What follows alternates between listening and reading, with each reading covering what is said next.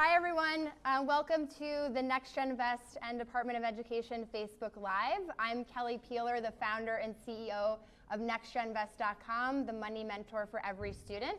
We're lucky enough to have the Secretary of Education here today, and we'll be talking about how to pay for college, the financial aid process, the FAFSA. So please be commenting below with any questions that you have throughout the whole time.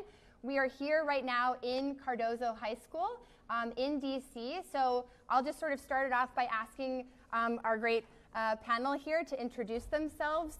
So would you mind just introducing yourself briefly, and then we'll do introductions and then hear your story more broadly. Great. So I'm John King, the Secretary of Education, which means I work for President Barack Obama and support educators all over the country in schools like Cardozo trying to do the right thing for students, and also oversee higher education and our work to support students in getting to and through college. Hey guys, I'm a freshman. My name is Amanda. I'm a freshman at Georgetown University. I'm originally from Bronx, New York, and I got involved with NextGenVest because Kelly actually came to my high school and kind of figured out end of the year senior stuff for college. And then over the summer I got involved, and now I'm a money mentor. Great. So as I mentioned before, I'm Kelly Peeler. I grew up in New Jersey, was lucky enough to go to Harvard, went through the process of trying to figure out how to pay for college myself, and was really sort of blown away with the process and the cost of college and how difficult it is for students. So just really quickly how NextGenVest works. You can get partnered with your own college mentor over text message who does things like help you fill out the FAFSA, find you scholarships, negotiate your tuition to and through college. So they're kind of like your buddy or personal assistant through this whole confusing process. So that's sort of the premise of why we're here today. There's been a lot of changes around the financial aid process this year. Would you mind, before we kind of dive into it, just give your broader story on how you got into education and your passion around it? Sure. So I grew up in Brooklyn in New York City and went to New York City public schools. And when I was a kid, both my parents passed away. My mom passed away when I was 8 and my dad when I was 12. And my life could have gone in a lot of different directions. I could have gotten in a lot of trouble, I could have gone in the wrong direction, but I had great teachers who made school a place that was interesting and engaging and compelling and safe and supportive. And that saved my life. If not for the teachers I had at PS 276 in Canarsie and Mark Twain Junior High School in Coney Island, I don't think I'd be alive today. I certainly wouldn't be sitting here as the Secretary of Education. And then after my parents passed away, I moved around between schools and family members, and always it was school that was at the center. But I got in trouble a lot in high school, got kicked out of high school. So I always say to people, I'm the first Secretary of Education ever to be kicked out of high school. But I don't want to be the last, because it was important that teachers gave me another chance. You know, they could have given up on me. They could have said, here's an African-American, Latino male student in trouble in school. What chance does he have? But instead, they gave me a second chance and helped me get my life on track. And I actually also went to Harvard and had the chance to get a great education and became a teacher, taught high school social studies, and then became a principal in a middle school, and was the leader of education in New York State as the Commissioner of Education, and then came to the U.S. Education Department. The president asked me to be the secretary. And I'm only here because people intervened at the right moments in my life to help me stay on track. And that's really what this conversation is about. We want to share some ideas and some facts about the college process so that you know that college is possible, that you can afford college, you can go, you can finish. And there are lots of folks here to help you, and we want to talk about some of those resources to help all of you. Great. So we will, and by the way, for you guys in the audience, please be thinking of questions. We're going to have a student Q&A at the end, so please be thinking of your questions for the end. But I'll just sort of start it off by that process of paying for college. So something that's really, that we get a lot of questions from students over text message are things like, I don't want to take out loans. I'm really nervous about the cost of college. Is it worth it? Am I good enough? So can you just talk about the process of the mental components of why students should consider even going to college? Yeah, it's definitely worth it. What we know is that most good jobs today require some type of education past high school, right? Everyone in this room is going to graduate from high school, right? But you're going to need more than that to be successful in the economy. Now, that could be a career certificate, that could be a 2-year degree, it could be a 4-year degree, but we know that students who have a bachelor's degree, who have a 4-year degree, earn $1 million more over their lifetime than students who don't. So college is still the best investment you can make in yourself.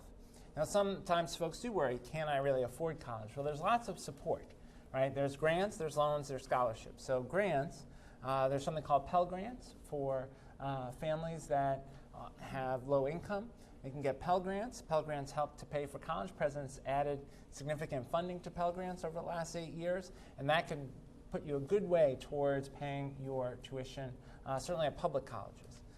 Then there's loans, and some folks think, well, it's terrible to take out a loan. It's not terrible to take out a loan. You have to be smart about it. If a loan helps you get better skills so you can get a better job, then you'll be able to pay off the loan.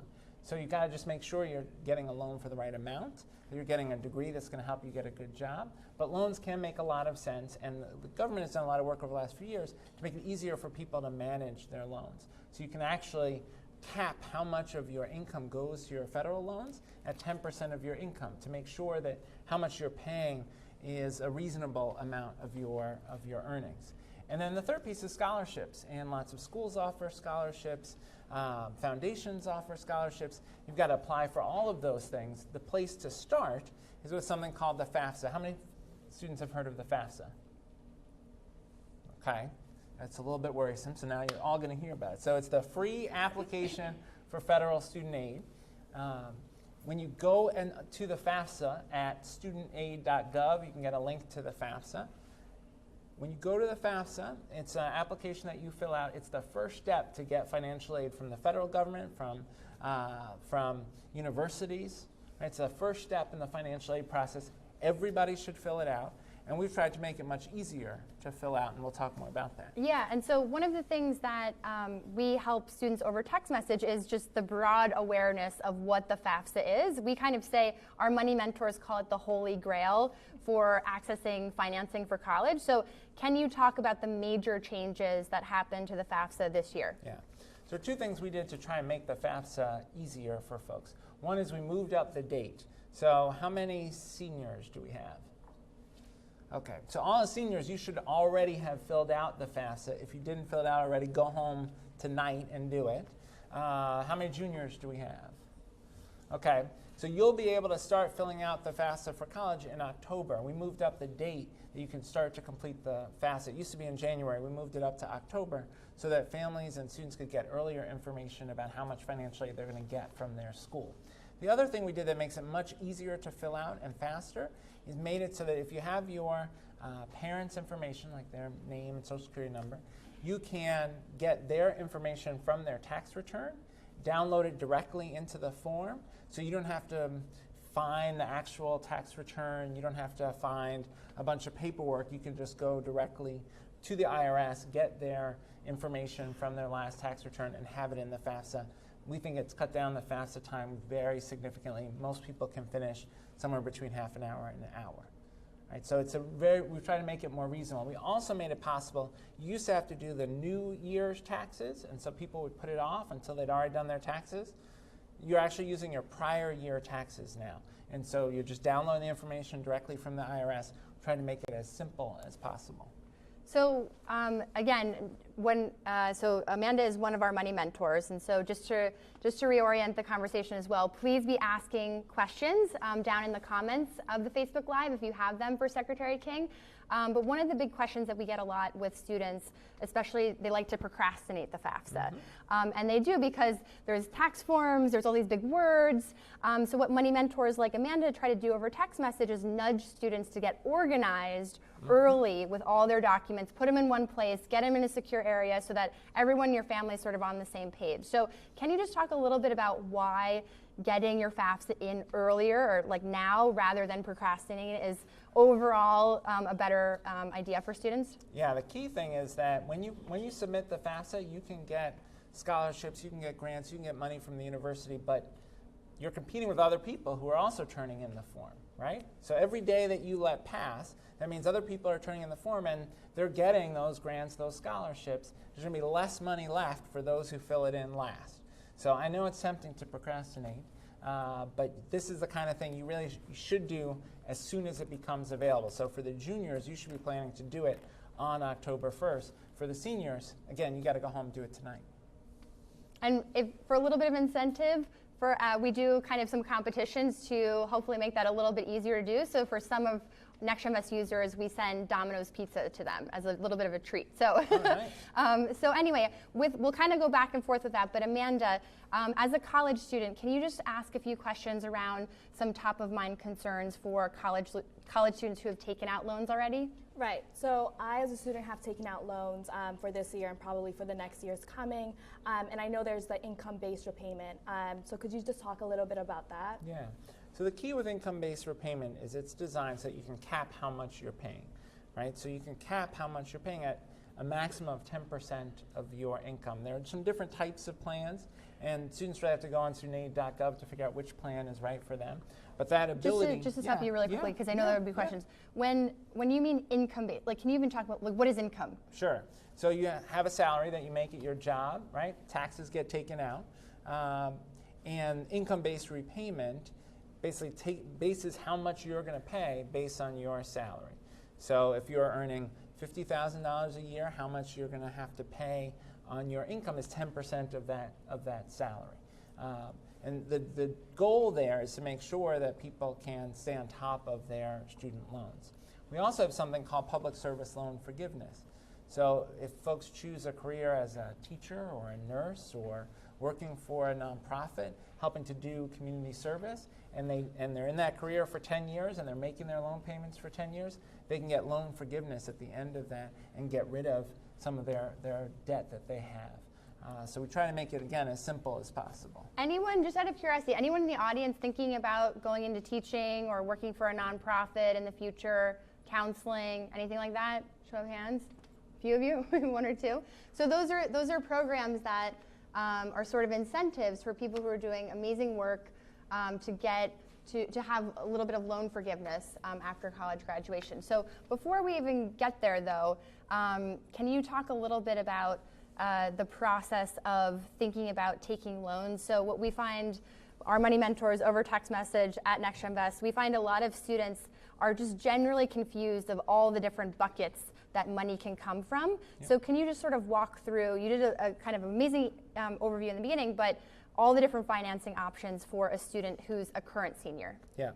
So there are really two categories, right? There's federal loans and then there's private loans. Let me focus on the federal loans. The federal loans are the part of your borrowing that you could use income-based repayment to pay back, right? The key thing that you want to figure out is how do you minimize the amount of debt that you get based on what you expect to earn, right? And so I had a friend when I was in law school who would always describe the latte problem, which is that if you if you go to Starbucks and you get a latte every day, right, that adds up over time. And if the way you're paying for that latte is by borrowing, right, that's going to add interest. Every year is going to get added to that. And over your lifetime, you're going to pay a lot more for that latte. And so you got to make good choices while you're in college about what you spend so that you manage how much you're borrowing. Now, for many students, the combination of Pell Grants and federal loans will be enough to help them pay for what they need. But for some students, they will also need private loans, particularly students who go on to graduate school often will need private loans. And those you can't use income-driven repayment, and so you got to be really careful about how you make those choices. And what's the difference between federal, so meaning federal loans from the government, and private loans? How are they differ? Yeah. So a private loan is from a bank, right? And so with federal loans, we have a process to try to keep the interest rate manageable. We have a process to help you with repayment through income-driven repayment. That's not true for private loans, and so you have to be really careful about what private loans you take. Now, again, it might make sense.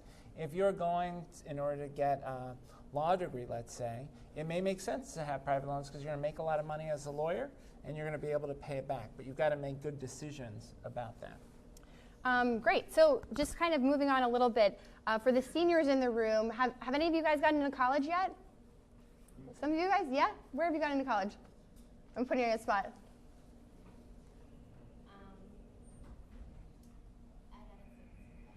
Where? That's great. That's amazing. So what will happen later on this spring for all the seniors in the room is that you'll get what's called a financial aid package, which comes in the form of a letter. And so we at NextGenVest Money Mentors help students understand all the different line items on their financial aid package, which is essentially like your tuition bill. So just really quickly, what's listed on your financial aid package are things like federal loans, Pell Grants, scholarships. So just by way of hands for the audience, do you have to pay back grants? No. Do you have to pay back loans? Yes. So can you just, a little bit of an overview around what students should be looking out towards when they get their financial aid package, especially because they're going to get different ones from different colleges? Yeah, I mean, one thing you want to look at is how much is the college asking you to take out in loans versus how much is the college providing, both with the grants that you're entitled to, but then also with scholarships from the college. And you'll want to pay close attention to those loans because, again, you've got to plan how you're going to use your income to pay that back over time. Right? The other thing you need to think about is what's my likely earning level going to be when I graduate from this school or when I graduate from this program. And we actually have a tool to help think about that called the College Scorecard. And on the College Scorecard, which you can find at ed.gov, we have information for every college about the level of earnings of students who graduate from that college, just to help you think about what your likely ability to repay your loans will be. That's great. So Amanda's going to ask a question, but in the meantime, we're going to be taking some questions from Facebook in a second if people are asking them. So please make sure to ask a few questions, whether it's about college or financial aid or loans, in the comments. And then we're also going to be having a few students ask questions, so if you could gear up with your questions. But Amanda, do you want to go off of that? Yeah, so I was just wondering, is there a penalty for making a late payment for your loan? Yeah, you have to be really careful about making sure that you make your payments on time. And when you have loans, you have something called loan servicer, which can help you figure out, the loan servicer can help you figure out if you should opt for an income-driven repayment plan, if you should try to change your payment plan because you're going through, let's say you're going through a financial crisis in your family. There are some options where you can get a period of time where you don't have to pay, and your loan servicer can help with all of those decisions. So we're going to take questions in 1 second, but just off that point, we see a lot of students get their financial aid packages from the university. So it's senior spring, everyone's getting into college, it's amazing. They get all these letters, acceptances, they get all the financial aid packages. And then we find some other students who haven't submitted their FAFSA, so they get their financial aid packages later in the summer, and then they figure out that they're like $2,000 to $3,000 short, and they have 2 weeks to go to school, and that's when they're texting us panicked, like, oh my gosh, where am I going to find $2,000? What would you kind of say as it relates back to, again, submitting your FAFSA to avoid that whole situation? It's another reason, submit the FAFSA early. Another reason, juniors plan to do it on October 1st. Seniors, go home and do it today if you haven't. The other thing is to talk to the financial aid officer at the school that you want to go to and explain your situation. And sometimes the financial aid officer realizes that there's some additional aid, some additional scholarship that you're eligible for. So getting to know that financial aid officer is helpful. Also asking for advice from folks who've navigated the college process before, from your school counselor. Like Amanda. Folks like Amanda, a mentor like Amanda, asking them to help you go through those financial aid packages and figure out what makes the most sense for you. Great. So can we take a few questions from Facebook or from students? Do we have the mic over there? Oh, sorry, the mic's over there. And if you wouldn't mind just saying your name and your grade year? Sure. And you can say loud. Is it working? Yeah. Oh. Just loud. Okay. Hi, my name is Ayana Morgan, and I'm in the 11th grade. I was wondering, is there any more advice you can give us on how to pay college loans quickly? So the question, just to repeat it, is a junior asking, is there any general advice on how to pay loans quickly? Yeah. I mean, I think the key thing to be thinking about now is how to minimize, have as small a loan number as makes sense for you. And so some things to think about. If you're when you get to college, sometimes students take less than the number of credits they should in order to graduate on time. But if you don't graduate on time, if you add an extra year at the end, that can add a lot to the cost of college. You're likely to add a lot to your overall loan total. So you want to make sure that you're taking 15 credits or more per semester so you stay on track to graduate on time. That's one way to keep that loan number down. Another is figuring out what you're going to do in the summer, right? Summer after senior year, before you get to college, your college summers. Think about how you use that as an opportunity to earn money so you can pay for your books or other costs of living so you don't have to borrow that money. And then once you graduate, figuring out when you're taking that first job, figuring out what your actual loan payments are going to be and making sure that that first job is going to help you pay back those loans. And then if you have a way to pay your loans earlier, that may make sense in order to keep from having to pay the interest over time.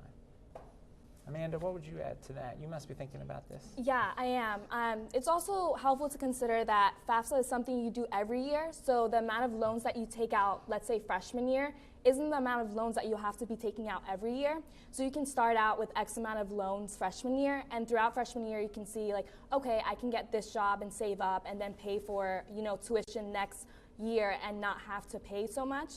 And also in addition to the amount of credits you take, some students will actually consider taking credits in the summer just so that they graduate maybe a semester earlier because tuition is charged on semester basis. So even alleviating that tuition for that semester does do a lot. So I would also suggest that. And also, there are scholarships that you can apply to while in college, so you don't have to wait till you're a senior in high school to apply to these scholarships. A lot of organizations will allow, seniors, sophomores, juniors to apply to these scholarships, so you can also apply that to the tuition that you would have to pay afterward. Yeah, and that's one of the things, sorry to interrupt, go ahead. but that's one of the things that you help students figure out throughout the year over text message, right? Is actually finding those scholarships, not even for juniors in high school, to start thinking about applying to scholarships, positioning yourself for those scholarships, whether it's need-based or merit-based scholarships, and then texting that to them. So it's kind of a continual process, right? Right, and if you think about scholarships, if you think about the Gates Millennial Scholarship that opens out in January, you have to write 8 essays for that. And in the midst of senior year, that can be chaotic, and you might be too burnt out to even think about writing 8 more essays. But it's really important that you start thinking about this because that scholarship also covers tuition for all 4 years.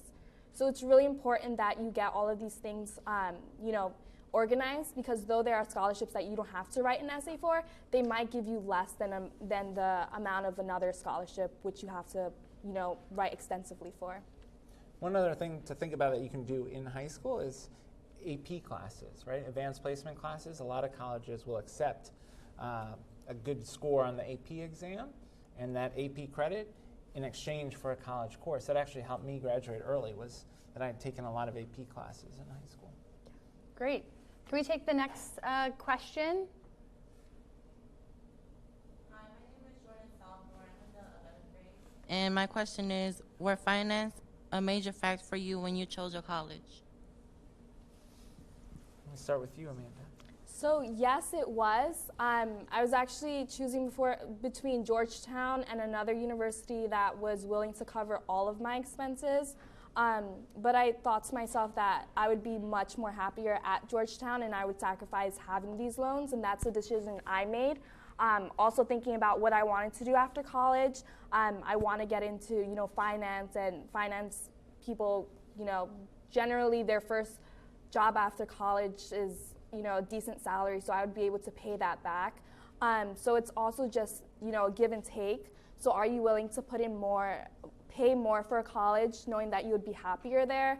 But then also recognizing that, you have to pay for this. You have to pay for the happiness that you want to do. And if you really believe that your college will set you up for the rest of your life in terms of your mental growth, your career growth, I think it's definitely worth it. And that's kind of the path I chose. Yeah, the thing I would add to that, so after college, I got a master's in teaching and then went to law school and then got a doctorate in education. So I've spent a lot of time in school. I'm still paying my loans, but it's turned out pretty well, right? It's because I have those degrees, because I pursued that education, that I'm able to have the job that I do and to be Secretary of Education, right? So that's one of the reasons I wanted to emphasize that having loans isn't by definition a bad thing. It can actually be a good thing if it makes sense for how you're thinking about your career and paying for your education. The last thing I would say as well is that a lot of students are really intimidated to apply to top schools like Ivy League schools because they just think it's so expensive, but a lot of colleges actually have really great financial aid programs. So I'd encourage all of you guys to really apply to, apply to all the best colleges that you think, in addition to the ones that are safety and match schools for you, because you never know if you might get a really amazing financial aid package to that school. Can we take maybe one or two questions from students? So, yep. Okay. Hi, my name is Marina Hatziga, and does the cost of a school equal the quality of the degree? No. That's an excellent question. It's a very philosophical question, Yeah. actually. Right? The cost of the school and the quality of the degree may be associated or maybe not. And there are some schools that charge a lot, and their students actually don't do that well after they graduate and don't get very good jobs. And it's one of the reasons we created the college scorecard, so that students could see which colleges do a good job helping students graduate, helping students get a good level of earnings after they graduate, helping students to be able to manage their debt after they leave school. So you've really got to look at, is this the right school for me? Do they have the programs that I want? And do the folks who graduate from that program get the kinds of jobs that I want to have? And you've also got to visit the school and see if it's the kind of community you want to be a part of. And you got to keep in mind that as we were just talking about some of the Ivy League schools, some of the schools that are very expensive actually provide a lot of aid and scholarships, and so the actual price for students isn't nearly as expensive as you might think. There's a tool, if you Google it, called Pell Abacus, which helps you, if you put in information about the size of your family and whether or not you get free or reduced price lunch, it helps you figure out what your actual cost would be at different schools, and that might be very different from the sticker price, the price that you might find just in the catalog. This is a question we ask ourselves at Georgetown all the time, just because Georgetown has such a hefty price tag. I mean, the tuition could mean anything, right? It could mean the cost of living in a specific state, the amount of taxes, or how much it costs for that institution to run. If you think about the facilities that are used, a lot of universities tend to cost more just because it's more expensive and it focuses on a lot of other areas. But I wouldn't necessarily look at tuition and kind of judge it based off that. I would agree with Secretary King in saying that you have to look at the programs and also think about, if this college is expensive, there are also students that are paying full price for that are able to afford it, and that kind of helps with financial aid, because that covers some of that money goes into financial aid. And also thinking about, do alums participate in giving back to your institution? Because a lot of donations that go to the university go to things like scholarships, a lot of funding that institutions can't do on their own with tuition. So I think that's another factor you should think about when choosing colleges. And just the last thing I would say to answer your question is that we at NextGenVest, we really train our money mentors who are college students who can help you think about weighing those different options. If you want like a real college student perspective, 11 p.m. on a Sunday, to really do two things. One is to treat the cost of college seriously and to actually have a plan. So not to be intimidated and say like, I can't go to college, but to just like come up with a plan, and your money mentor can actually really help you do that. But the second is really to be a consumer of your education and to think about just like you're buying a burrito or a car, like you are going to have to pay this thing off, and so you should sort of advocate for yourself, whether it's talking to your financial aid office, whether it's fully understanding the line items of the different costs. Like you should be a consumer of your education, because ultimately you're going to have some responsibility of doing that. So we hope to, in addition to things like the college scorecard, support you through that whole decision-making process, which I know is super scary and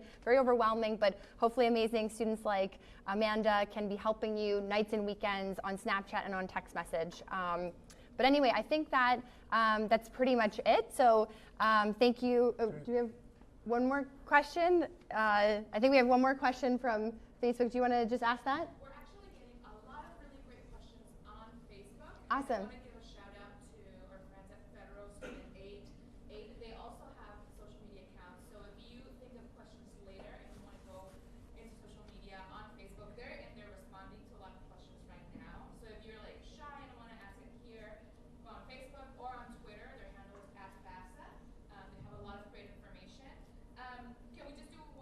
Yeah, absolutely. So it says, what advice would you have for students that may have trouble filling out the FAFSA? For example, if their parents are undocumented or in jail, or they're having a hard time getting access to their tax forms. So for those folks, it's really important to ask for help from FAFSA. So you can do the FAFSA.gov, as you said. You can go to the website and find answers there. You can go to the @FAFSA on Twitter. You can go to the studentaid.gov website. But there's information for some students. If depending on your parent's status, you may be able to be independent from your parents, and so you may not need their tax returns. But that's the kind of question that we can answer for students if they reach out to us. There's also a phone number that you can use that you can find at FAFSA.gov.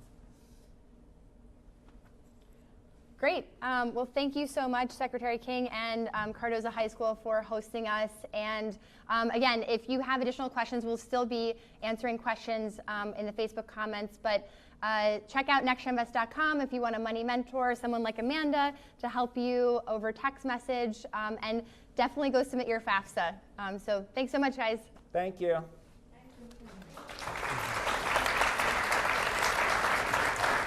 Thank you so much.